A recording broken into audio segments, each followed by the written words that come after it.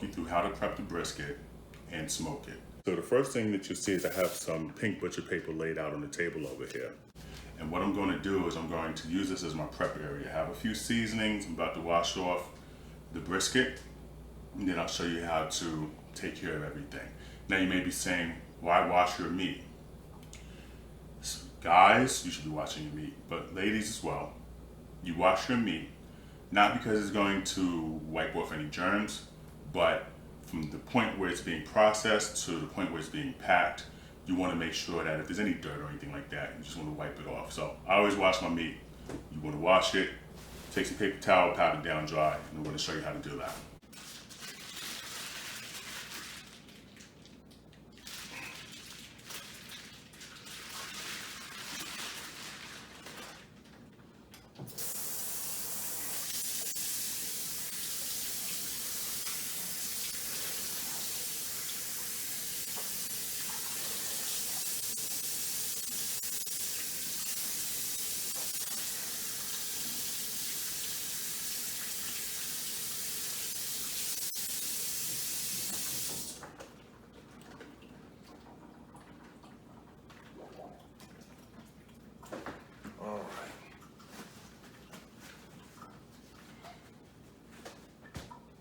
Okay, so we have our brisket here, and what I'm going to do is I'm going to pat this dry, at least as dry as possible.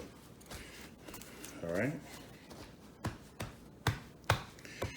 and normally with the brisket, you have two parts. You have the point, which is this part here. You see, if I turn it upside down, it's probably a bad idea. Point, and you have the flat, and there's actually two muscles inside of it. This part here is called the decal. You want to cut this out, and then like these little bit of flaps, we're going to cut that out too. So I think for the most part, I got this from Costco, and they did a good job of cleaning it up, but we're going to take it that extra step. See, this here is going to be a lot of weight, and they sell by the weight. So they're not going to take out everything for you, but they took out a lot. This came, what do you call it? When it's cryovac packed or whatever, when it's in the plastic. And actually, they did not have this out. I had to ask for this brisket, and that's how we have it today.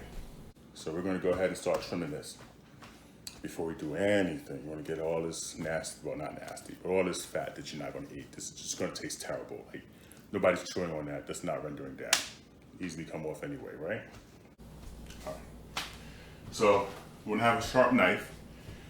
Normally, I would say that you want to make sure that you have a fillet knife. I don't have a fillet knife, so I'm going to use this to just sharpen it up before we went live or recorded. And I'm going to use this to trim off the little bits of fat, because this stuff is going to burn up upon entry into the smoker. So see, we got some fat, right? Now, it doesn't matter which side you start first, but you definitely want to make sure you get all of this. All right, see, got that little bit of fat there. And it just takes time. There's videos out on YouTube on how to clean up brisket. I'm no expert by any means, but I think I can get this done. All right, this part here, you're going to just cut that out. You're going to see that chunk of fat, and there's still more. Now, normally you'll see people say not to scoop it. I'm going to try not to scoop it, but I want to cut that out. Actually, yeah, see? Cut that out. It's almost getting down to the meat anyway. No one's eating that. This is something you cannot say right here. It's just fat. You can use that to make sausage if you're into making sausages. I haven't made any sausages, but maybe something that you're interested in doing. You want to be careful. I should probably cut away, but I'm doing what I gotta do. There's a first aid kit someplace in case I cut myself.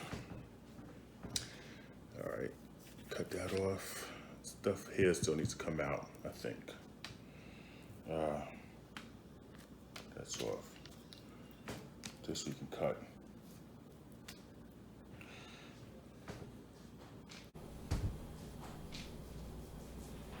And if you guys hear anything, it's because I got family in the house and I ain't got no studio, just my house.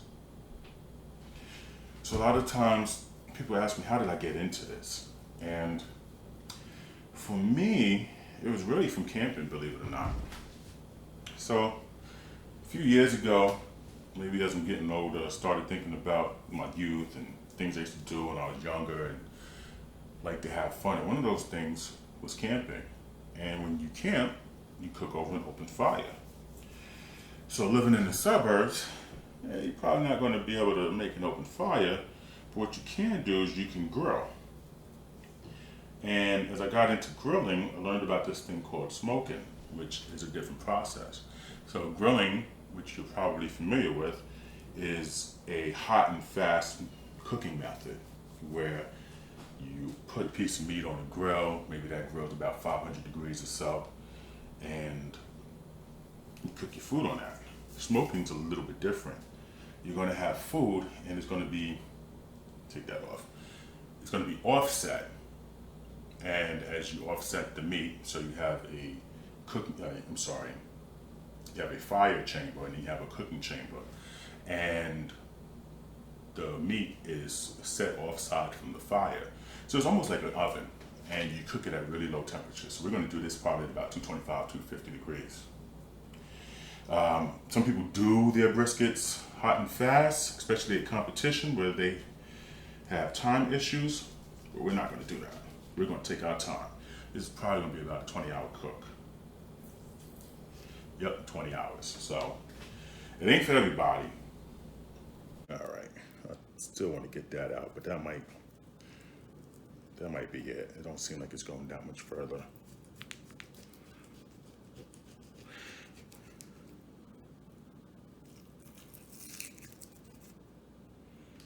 All right, and actually, I think that's where the muscle starts coming apart.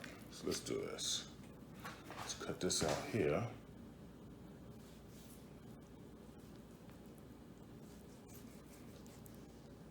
And you're gonna lose stuff. That's okay. You wanna try and keep what you can, but you'll lose a little bit of meat. It's a big ass piece of meat, so that's okay. Now the fat, you want to keep about a quarter of the fat on the fat side. You see over here, they've kind of trimmed it down. So I'm not really good at keeping a quarter. I think that's about a quarter fat right there. We'll cut this off here. And I think over here, I'm going to cut a little bit off.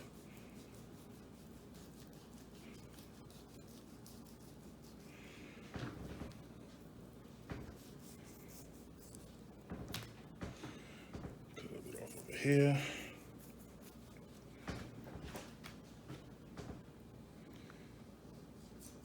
I'll try and take a little bit off the top.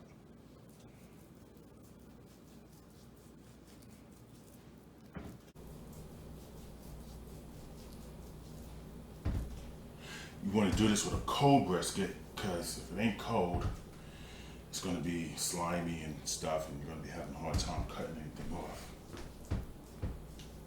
This over here is definitely decorative. Big old piece of fat. We're going to cut that down.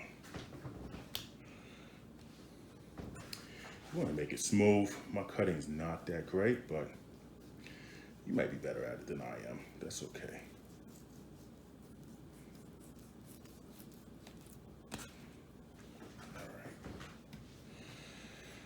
All right.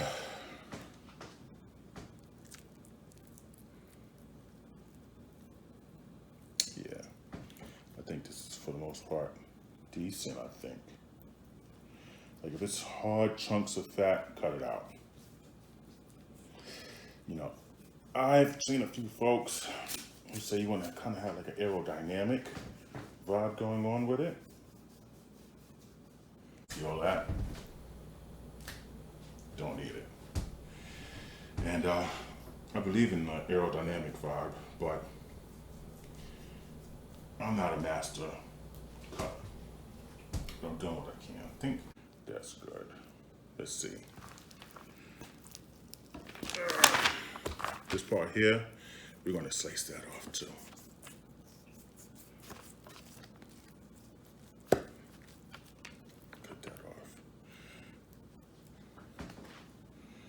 All right.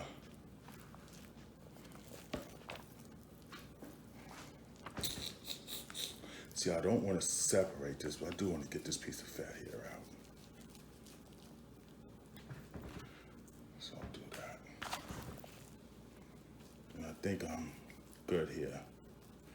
It's a little bit, but that's okay. That's really where the muscle separates. And I don't want to hack off all this good meat. All right, so what we'll do now, just trim off little pieces here that we can't use.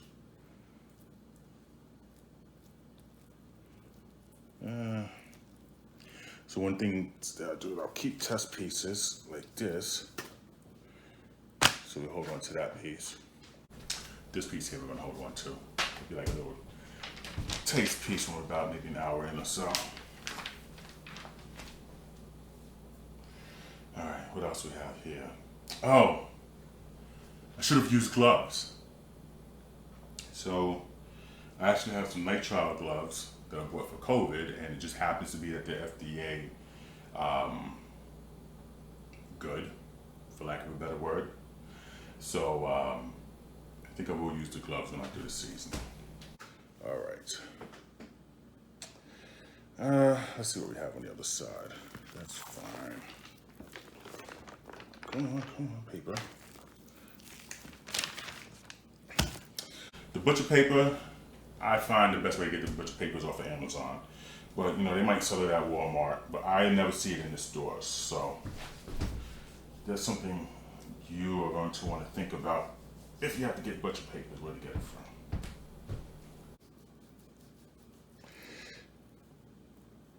You don't want to take all the fat off.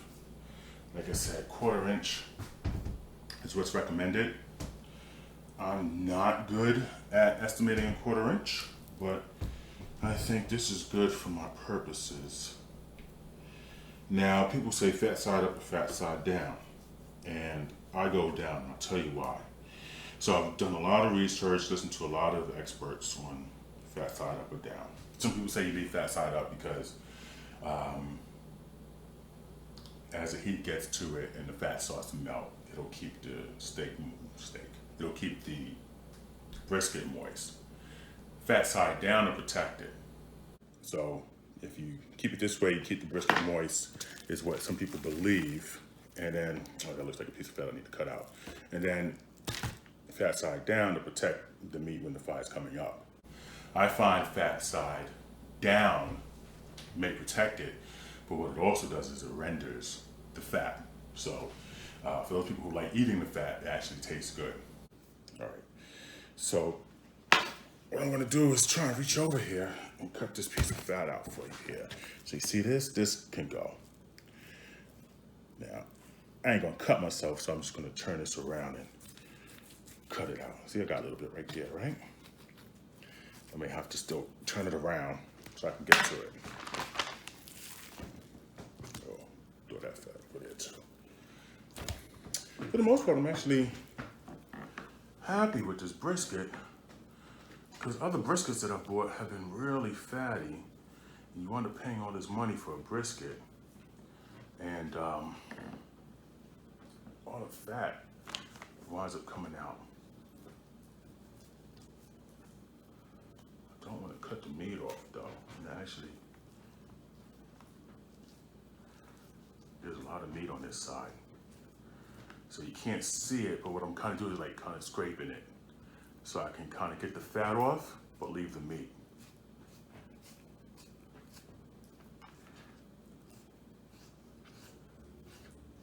Yeah, so you take all that crap out. Nobody wants to eat that. I don't care if you are a fat eater, you're not eating this stuff. So you're gonna leave that out. And actually, it looks like it's, no, I just cut it. I was gonna say it looks like it was where I was cutting before, but it's not. All right. So you're wondering why I'm so damn hot. If you are, it's because it's hot in here, and I don't want to put the fan on because I want you guys to be able to hear me. But I may put the fan on. And I'm here cutting this fat out.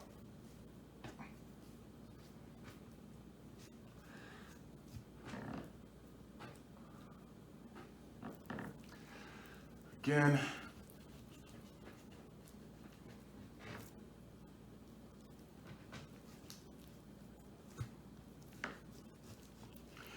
you don't want to butcher it, but at the end of the day, that's what we're going to be eating. So do your best.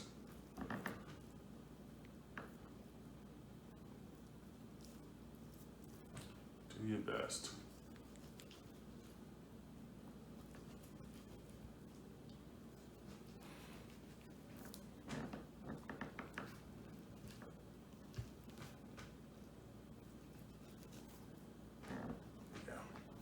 Cutting into it. I don't want to really cut into it. See, the muscle goes right here. So I think I need to stop cutting. Trim a little bit of stuff off here. And actually, see if I have a smaller knife. Wash your hands.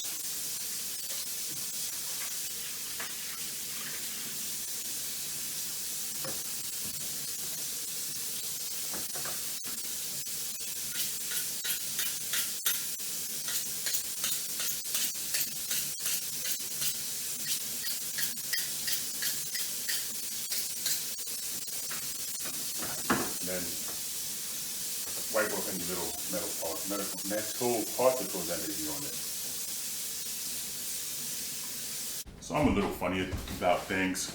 So although I have these gloves on, I actually wash the gloves while they're on my hands. They are FDA approved, but you know, better safe than anything else.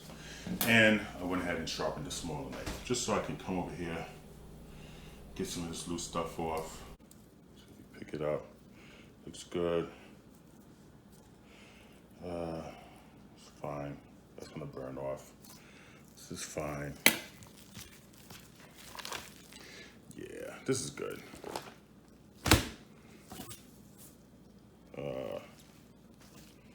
Little piece here on the back.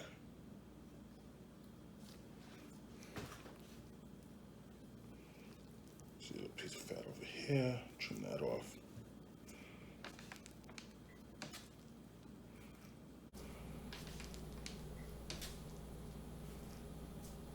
That fat, don't need it. It's fine, it's fine. It's fine.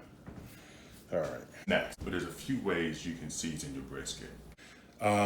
Most importantly, you want to use kosher salt, not regular salt, kosher salt.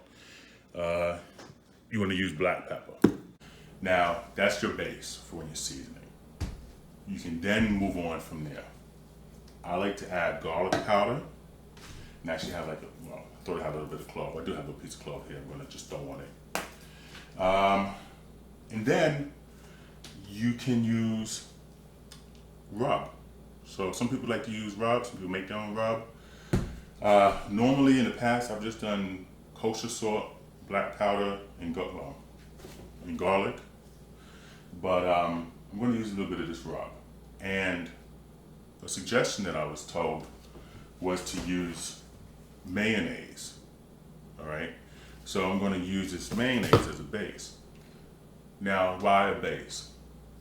It's believed in some circles that having a oil base, or sometimes a mustard base, will help the seasoning adhere to the meat better. Some people believe that, some people don't. It's really to taste. At this point, it's all to taste, all right? But I'm gonna try the mayonnaise. So, this is clean. So what I'm gonna do is I'm gonna spoon a little bit a lot of this mayonnaise onto it. Hopefully it comes out well. We're going to see if it does or does not. Let's put that right there. And then what I'm going to do is I'm going to add all of this stuff here. So I'm just going to get this prepped and ready to go. It's open. That's open. All right, so let's put this on. Let's put this on. Feels a little weird, but if you eat roast beef sandwiches, you might eat it with mayonnaise any damn way. All right, so I think this has salt in it. I'm gonna go with this first. And you wanna be generous. It's okay, let that rub out. It does say pork barrel barbecue, but it's good for anything. That's just really the brand name. I'll tell you how it tastes. I'm not endorsing anybody until they pay me to endorse them.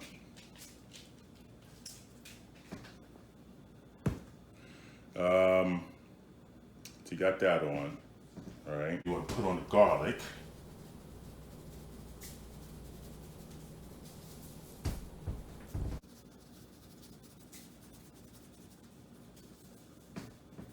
All right.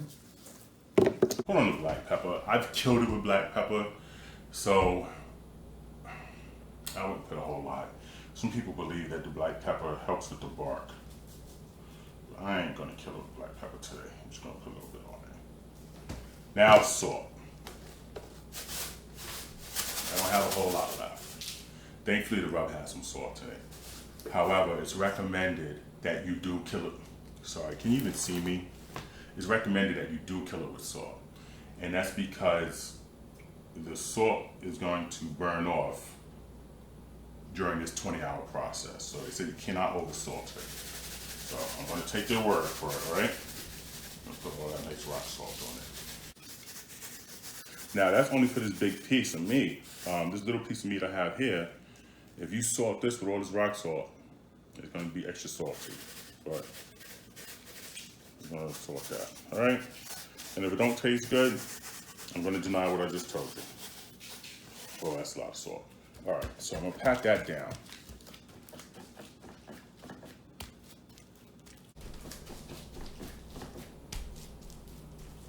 And then this is really the fat side, so probably should have started with the skin side, but that's okay.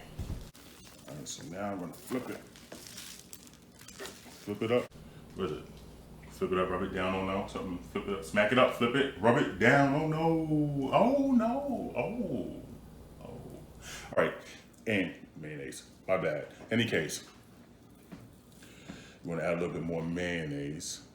All right, got my spoon here. I'm just gonna dig into the mayonnaise jar again, which I'm almost out of mayonnaise, so hope nobody in the house is making tuna fish sandwiches.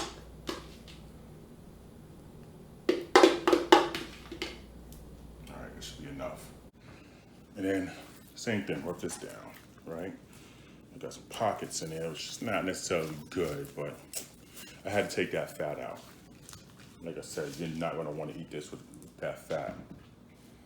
All right, so that's that. Now we just do the same thing. So what do? We started off with that rub. Try and keep one hand clean. So this here will be my pouring hand. This will be pouring hand, rubbing hand, pouring hand, rubbing hand. All right, so hit that with a little bit of this rub.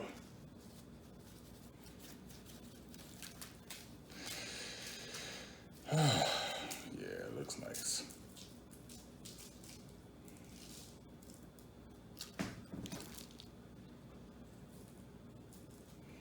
And then go down the line, right? So what we have here, garlic. I'm like messing up my whole, don't let you know what I'm using. And it's not because I don't want you to know, it's just, on TV, they never show the labels. So I'm trying not to show anybody these labels, but whatever. It is what it is. Black pepper. I'm like messing up my whole, don't let you know what I'm using. And it's not because I don't want you to know. It's just on TV they never show the labels, so I try not to show anybody these labels. But whatever, it is what it is. Black pepper.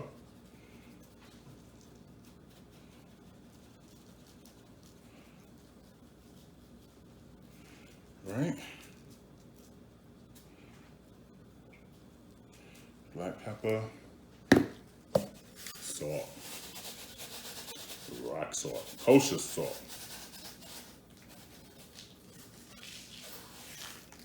All right. Pat that down again. You don't want to rub it. You want to pat it because you want this to kind of stay on there. All right. Got a little pocket on the inside and over here. Again, you're not really supposed to have the pockets, but whatever. This is home cooking. Let's move some of the stuff out your way.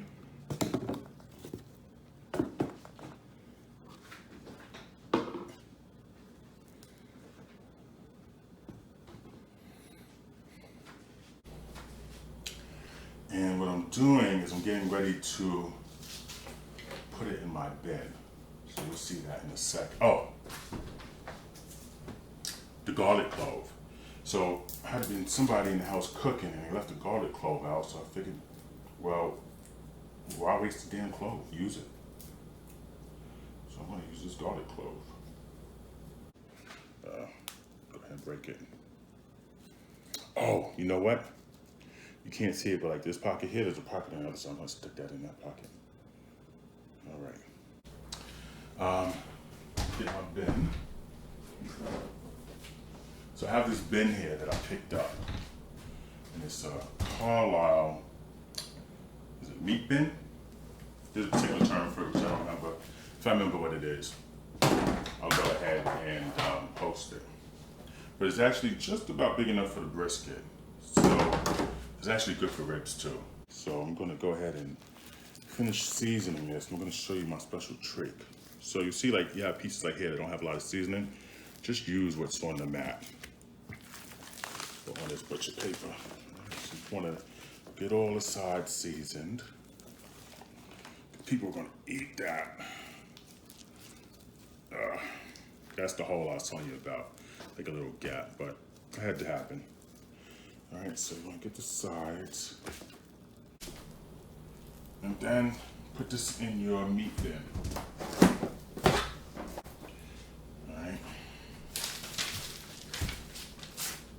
If you can scrape stuff up and put it on, fine. If not, don't worry about it. Just like a little extra. Actually, there goes my my garlic. My little taste piece here. So be careful with this because if you throw it in rock salt, it probably will taste real salty. And what happens is usually is what's going to happen right now. Just rubbing it in to get some of that seasoning on it. And it's going to have rock salt on it. So it'll taste extra salty, but I ain't worried about it. It's fine enough. All right. And then what we're going to do at this point, we're just going to throw this back in the fridge. I'm going to let it sit overnight. It's around 4 o'clock now. I'm probably going to get up around 5 o'clock, so that's going to be around 11, 12 hours, depending on what time I get up and get the smoker ready. And we're ready to smoke. So see you guys in about 12 hours. All right, so now it's a little bit past 3 o'clock. It's around actually 3:30 in the morning, and we're going to get this brisket started. So the first thing I got to do is to start the fire. So we're going to do that, and I'm going to show you how to do it. Normally what I would do is prep the wood for the fire the night before. Yesterday though, I was a little worried it might rain. It did not rain, but I do have a little bit of wood to get me started. It's, like I said, it's past 3:25, 3:30 in the morning. I really don't want to use power tools and stuff to cut up wood, which I'll show you later because I'm going to have to do that. But I do have enough wood to get me started. So let's get started. All right.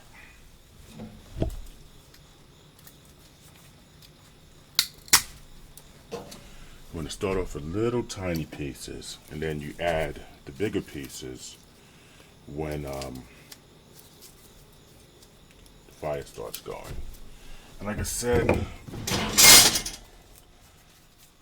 would have really prepped this and cut up the wood I need the day before. Just didn't have an opportunity to do it. Maybe in another video I'll show you that. What I'm doing now is just going through these little pieces of wood I have, looking for something I can just break off.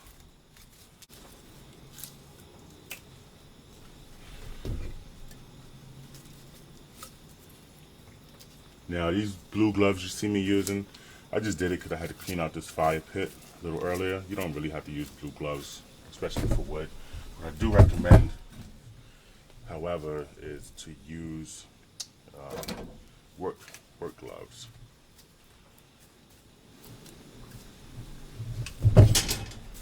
Alright, so I am going to have to chop up a little something it looks like here.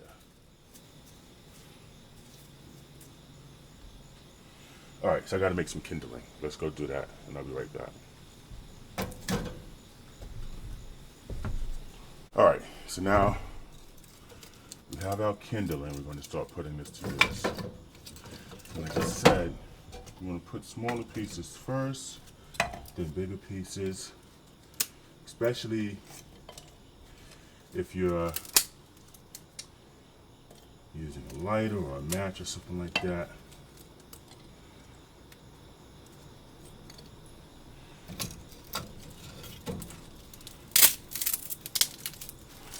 And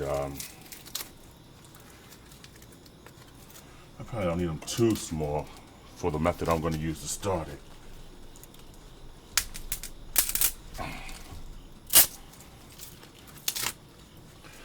But I want you to get an idea of how I do it.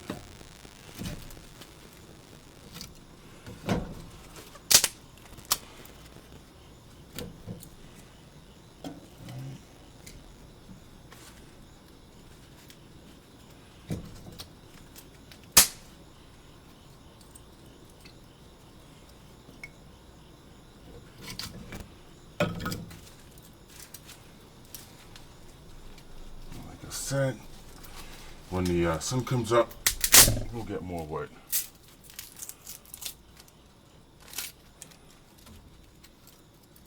Yeah, I'll throw this in there. All right. So I got a little bit of a wood pile right now.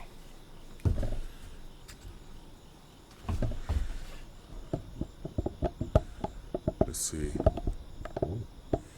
Get you a look at that. So you see it? That's my wood pile that I'm starting out with. Now we got to light it. Now I have a cylinder of propane from my local hardware store. I'm just going to light this.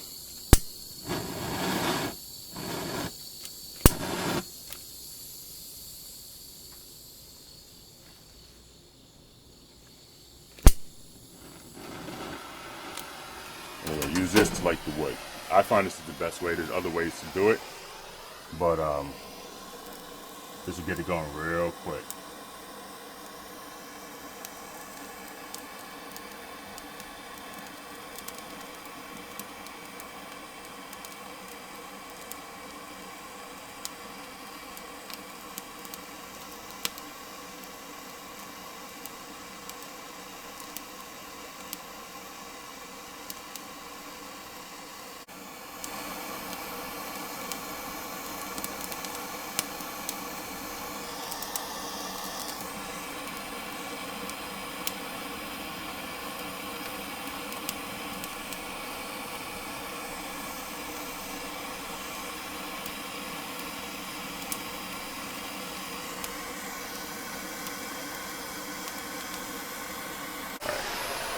That looks good.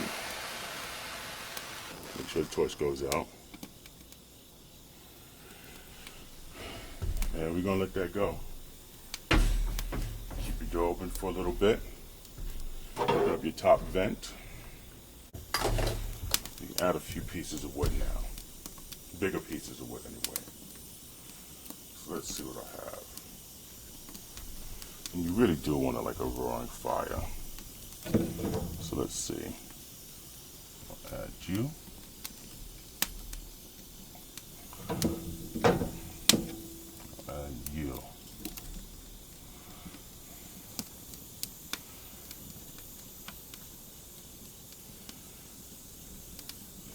You don't want to make the fire too big because you want to get around 225 to 250 to smoke this brisket. And if you make the fire too big, what's going to happen is the temperature is going to spike to about like 500. It's going to mess up your brisket.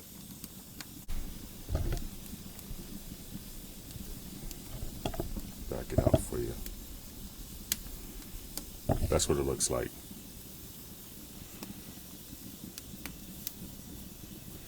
And you see my, let me get my little lantern here.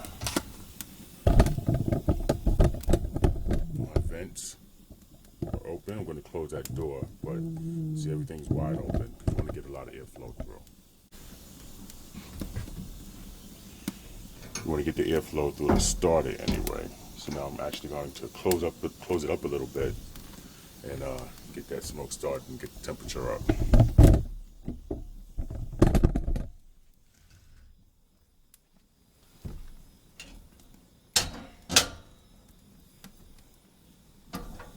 Those vents are open. Close the lid. All right, so we're back, and you'll see that temperature's right at about 300, and a little bit hotter, but that's okay. The temperature will go down. I'll close the grates on the smoker so that way the temperature will go down. But I think it's time we can put the brisket on. All right. So before you even start the fire, I like to actually take the meat out, and I forgot to do that. So the fire is going, it's starting to catch. We're going to take it out, and I'm going to show you what I have. So that's the brisket that we seasoned the night before. It looks good. I will say it's my first time using the mayonnaise, so the mayonnaise looks a little weird, but it's mayonnaise, so it's all going to melt off, and it's just going to be an oil base, which is going to help it cook better, get a better consistency for that bark that we want. So what we're going to do is we're just going to let it sit out, because what happens is when you put something cold into something hot, the meat seizes up. We don't want the meat to seize up. So we're going to try and get it to room temperature. It's not going to be quite to room temperature when we put it on, but that's okay. So now it's time to put the brisket on. And I have that over here in my meat bin.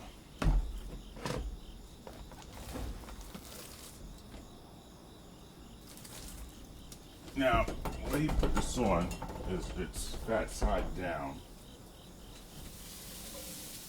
Try and put the point towards the smoke chamber.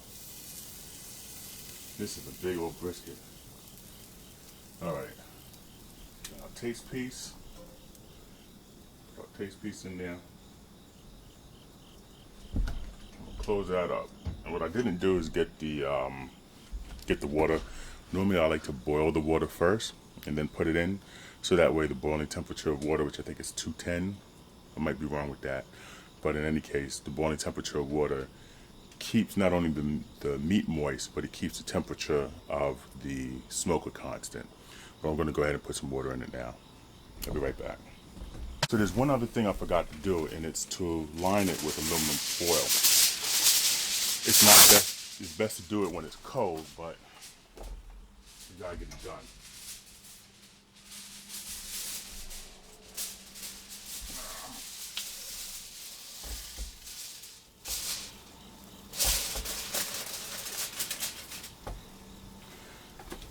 Now we want to line it with aluminum foil because there's going to be a lot of fat coming off of this brisket, and it's going to make an easy cleanup with the smoker. So go ahead and pop that in. It ain't perfect, but it's better than nothing. Alright. Be careful not to burn yourself if you're like me and doing it while it's hot. Alright. Also have the water, which is not boiling, but it'll get there.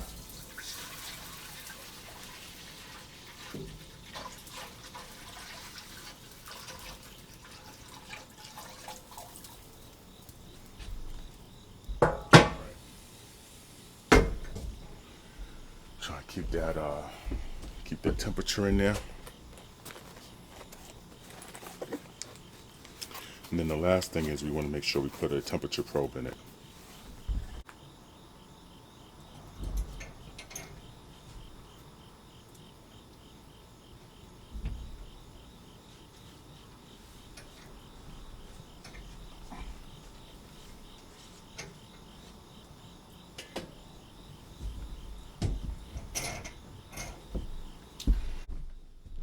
All right, so we have our brisket in. It's at about 225 right now, which is perfect. You see, you can't really see the smoke coming over the top. That's called a thin blue smoke. When the sun comes up, you'll see that a little bit better. But I think we're good to go. I have my probe in, my thermometer probe, so I'll be able to tell on my phone what the temperature of the meat is. Now, you probably should have a cook chamber probe, which is basically another probe hanging in the air inside of the smoker. But there's like tabs and stuff that you put in the smoker to kind of elevate it off of the rack, and I lost mine. So I'm going to go by the thermometer on Oklahoma Joe.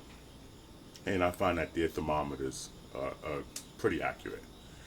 All right, so we'll wait until this meat gets to about, I believe, 160, and then we'll pull it, we'll wrap it, and I'll show you the next step.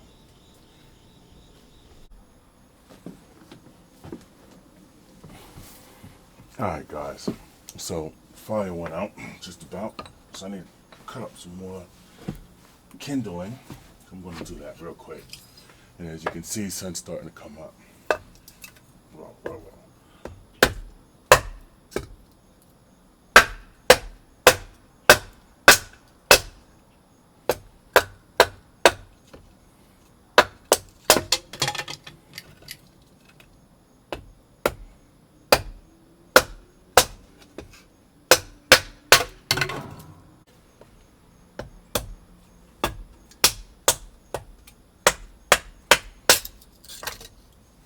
That's good enough.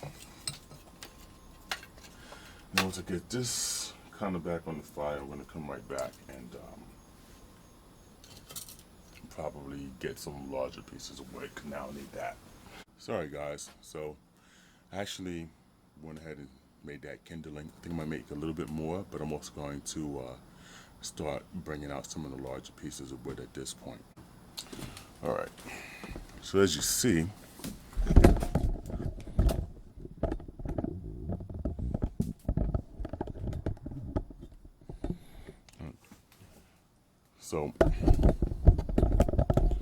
So as you see, I have oak and I have cherry, and I think I'm going to go with the oak.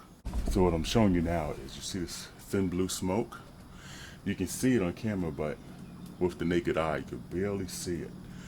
And that's really what it's supposed to be. You don't want to have a whole lot of white billowing smoke when you're smoking. You want to be able to see straight through it, almost like steam. But this one is a translucent thin blue, which is what you want to get. And you get that through dry wood. You want a wood moisture content of 12%. Usually people will say 12 to 20%. I like 10%. I didn't really check this, but the last time I checked it, it was really right around 12%. So I'm thinking it might be 10%. I've had it outdoors for a while now. All right. So we've had the brisket on now for about 6 hours. During this time, I've had to add more wood, stoke the wood. The temperatures flared up. I had to bring the temperatures down, and it's really been cooking. I haven't really looked at it or touched it until now. As you see, it's a little bit over 250 right now. It's about 260. Not too bad. It's about 10 degrees over the limit, because we want to keep it between 225 to 250. I did bring the vents down a little bit, and bringing the vents down, basically closing the vents on the intake, not the exhaust. You want to leave the exhaust all the way open, but when you close the vents on the intake, it helps bring the temperature down, because there's less oxygen for it to heat up. What I'm going to do now is I'm actually going to go into the box. I'm just going to spray it down. I like to use beef broth when spraying down my brisket. It helps give it a nice bark. But I don't have any beef broth, so I'm going to use chicken stock or chicken broth. So let's do this. All right. So this is our brisket, and you can see the subcutaneous fat. It's probably not going to all melt away, but we want that to melt away. And this was the pockets I talked about that I was digging into. I was trying to get that out, but I didn't want to separate the point from the flat. But let's go ahead and spray it right now.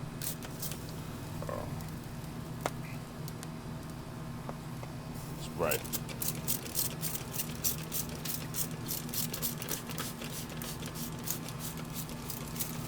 Get a nice moisture.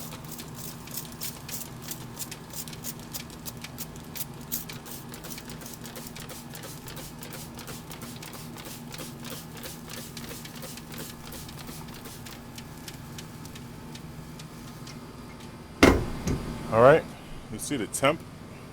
If you can see the thermometer, temp went down because we had the door open, but that'll come back up. So now let's just check the fire real quick. All right, so we're gonna open this up and look at the fire. So you see, it's a decent fire. The temperature actually is coming up, so I'm gonna leave it. Maybe I might put another piece on. And the key is you don't want to put a whole lot of big pieces of wood in here. You want to put small pieces at a time. I might even throw in a chunk. Yeah, so I got this chunk of wood. I'll throw that in. All right. And all that stuff will catch fire. You see it's already starting to catch. So let's close that.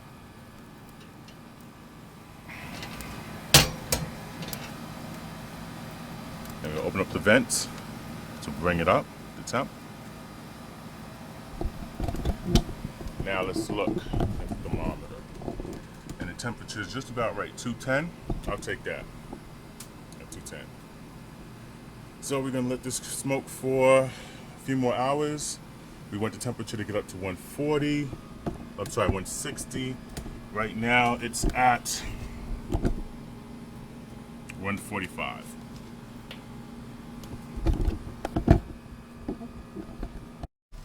Alright, so it's 163 internal temp. It is time to take this off and wrap it. So we're going to do that and I'll be right back. Alright, so we have the brisket here and it reached the internal temperature of 160. And what we're going to do now is we're going to wrap it. Alright, so we're going to wrap this.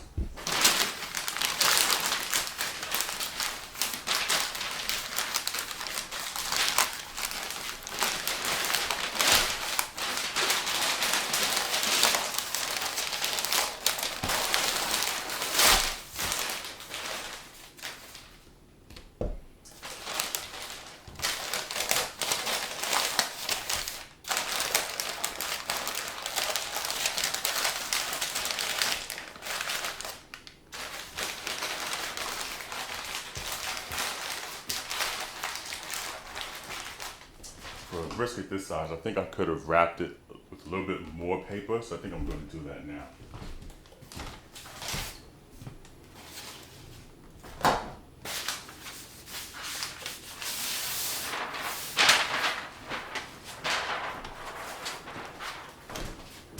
All right. Don't have any scissors. I don't have any scissors, so I'm just gonna cut the paper with my knife.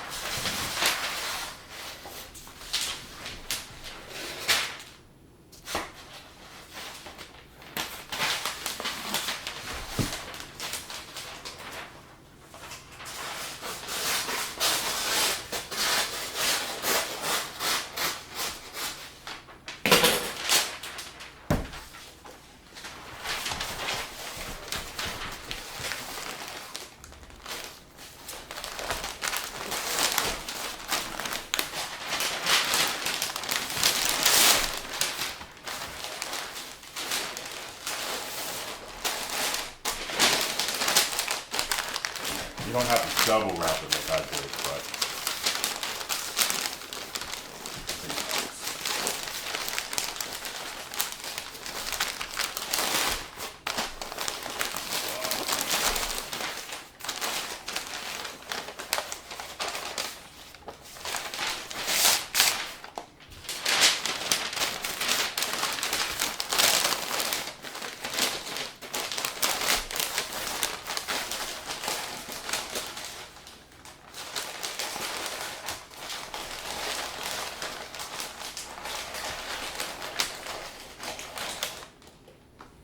All right, and back into the smoker it goes until it reaches 209 Fahrenheit-ish. That's going to take a few more hours. Right now it's 1:22 p.m. We started at 4:30 a.m. All right, so we're back. Brisket's in the smoker. It's doing its thing. It's wrapped up. Right now I'm looking at the thermometer on the other side of the camera, and it's about 178. What will happen is the brisket will go up in temperature. So it was at 180, and then you'll see it go down in temperature, and you'll get nervous. Don't worry about it. It's meat. The flesh and the meat is, sweating. So that happens. Same thing like if you were on fire, your body would be trying to cool down the fire as well. So in any case, it's doing its thing. It's a 178. I think I said before, pull at 209. I might pull it at 202. I got to double check. But my thermometer is set to pull at 202. So I'll show you that. But other than that, like as you see, it's about 3:30 or so. I don't know what I did with my phone. Oh, my phone's here. It's about 3:30 or so. Double check that. 4:15, sorry. So closer to 4:30. And we started at 4:30 a.m. It's closer to 4:30 p.m. And the sun is getting ready to go down again. It's September and Labor Day weekend. And that's what happens when you get closer to fall. So that's that. What else would I tell you? So one of the beautiful things about smoking meat is it's really fun. To me, it's fun anyway. And it's fun to a lot of people to take a hunk of meat that people normally wouldn't be able to cook and slow cook it over a wood fire. And during that time when you're cooking it, if you have somebody help you out, it's a whole lot better. You could be playing cards, you could be drinking and, laughing or doing whatever it is you do. I actually went ahead and made myself a drink. So, I don't know I don't know what you would call it. It's Uncle Nestor mixed with orange juice and grenadine. So that's what I'm drinking right now. And I got a nice little cigar that a friend of my dad's gave me. So I figured I'd try it out. It's actually a strawberry Philly blunt. And I started thinking, does he think I'm smoking weed? But maybe not. But it's all right. I'm just really getting into cigars. I can't tell you what's a good cigar or not. What I can tell you is you got to know your tolerance, because it'll take you from being okay to take you to being nice, almost like when you're drinking alcohol and you get nice with the alcohol. Then it will get you sick. So you got to know your own tolerance. I do about half a cigar. Some people smoke a whole cigar. They have the cigarillos, which are like little rolled cigarettes. So it's up to you. But I will tell you though, you don't want to get hooked on this for more than one reason. Of course, smoking causes cancer. I believe anything in moderation, just about. But some things you gotta really moderate. And if you're the type of person where you get hooked on cigarettes or cigars or whatever, then it's not for you. Go eat. And if you're somebody who gets hooked on food, then food's not for you. Go smoke. Or whatever it is you want to do. Food is my thing, but that's another story. And that's about it. I'm looking at the thermometer. It's at about 240, 230, so that's about right. And I'll see you guys in a few hours, I guess. But it's going good. I'm not going to open it. It's wrapped, so there's nothing to look at. Right now it's in the butcher paper, so the butcher paper probably is getting just oily and stuff from all the fat melting out of the brisket. But things are going good. So, see you soon. All right, so we have now completed our 20-hour smoke. I did not want it to go 20 hours, but that's what it took to get this done. I finished around midnight, and around that time I was done. So I actually went to sleep. But the good thing is we had it in the cooler, and while the best temperature to cut is around 140 to 150 degrees Fahrenheit. When I came down, it was about 118, which is not too bad because that's also the proofing temperature for yeast. So it's about lukewarm, but that's okay. It means you can eat it faster. Now, one thing I will say is that because it took me so long, I think next time I might start at either midnight or start even at 10 o'clock the night prior. And if it takes 18 hours or 20 hours or 16 hours, so be it. But at least I won't be up waiting to eat until 12 o'clock. The other thing we talked about in the house was that maybe we might just cook some burgers or hot dogs or something else. All right, so here we are. We're gonna go ahead and unwrap it. We have our aluminum foil. This is my thermometer that's still in there. That's how I know the temperature. And you don't have to look at anything. Just keep it all closed up. Just get the soil out. And you can already see the paper's turned mahogany, which is a good sign. We're gonna get all that foil out. But we still got more to cut through. We go ahead and remove this thermometer. We don't need that anymore. And instead of just wrapping this, unwrapping it, I'm just gonna rip it open.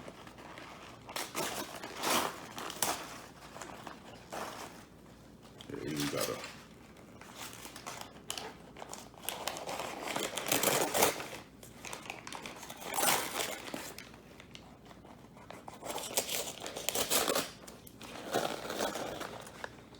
Oh wow, look at that.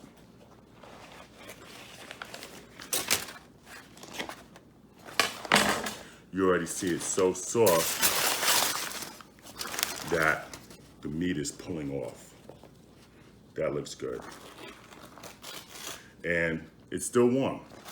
I actually had it in the cooler for about 30 minutes, not 30 minutes, I'm sorry, about 9 hours. It's 10:55 now, so really it's been in there for almost about 10 hours now. All right, oh, you see this? I can't even pick it up because it's gonna fall apart. That's good. That's good. I actually like my meat to have a little bit of a bite, but fall apart is good. That's how you know it's really done. And at this point, if you want, you could actually separate the flat from the point. Move this out the way. All right, here we go. So this is the point. This is what burnt ends are made from. If I wanted to, I could take this off, chop it up, put it back in the smoker, make burnt ends. Those come out really well. The other thing is that just for regular eating, you have the flat, which is this muscle right here. And it looks like the grain of the meat, I think, is going this way. So I probably should cut this way, but I'm just going to cut it. The other thing is to see the juiciness, usually cut in the middle. I'm not going to cut it in the middle because this is going to be dinner probably for the next week, maybe even 2. But what I will do, because we're about to eat this right now, I'm going to cut it right about here, and you'll be able to see for yourself. Look at that. Look at that. Beautiful. And it's at 118 degrees. So it cooled down normally, then it cooled down further than what it should be. You got a little bit of the drippings right there. This is good to go. I'm just gonna cut a little piece for myself. We have some people watching in attendance. Oh, look, right here. Oh, that's so good. And this is the benefit of being the cook, that you get to try the first bite.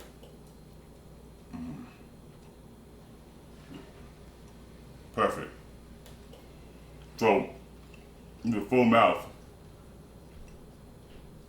Okay, I can't even talk because it's so good. However, this has been Beets, Bullets, and Barbecue. And if you like this, I hope that you subscribe, share, and like.